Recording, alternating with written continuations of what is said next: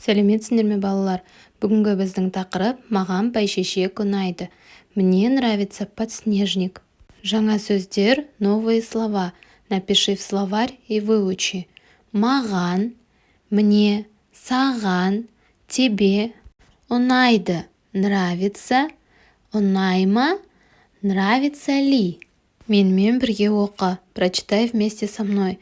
Маған Раушан ұнайды.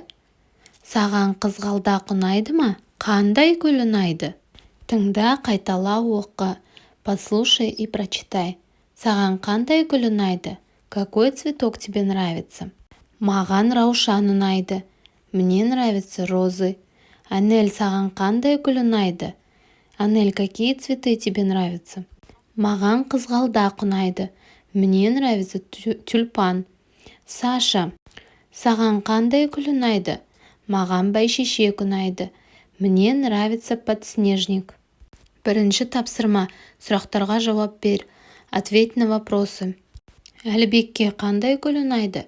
Әлібекке Раушан гүлі ұнайды. Анельге қандай гүл ұнайды? Анельге қызғалдақ ұнайды. Сашаға қандай гүл ұнайды? Сашаға бәйшешек ұнайды. Саған қандай гүл ұнайды? Маған бәйшешек ұнайды. Екінші тапсырма. Суреттің орнына қажетті сөзді қойып сөйлем құра. Вставь вместо картинок слова. Маған бәйшешек ұнайды. Саған Раушан ұнай ма?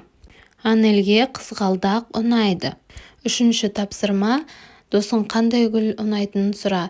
Өздеріңе ұнайтын гүл туралы сөйлесіңдер.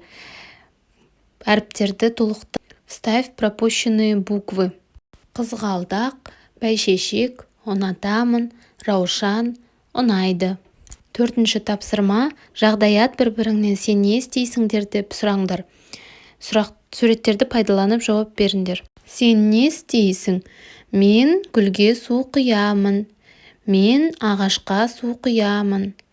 Мен гүлдерді суарамын. Есте сақта, запомни. Маған Раушан ұнайды. Саған қызғалдақ ұнай ма?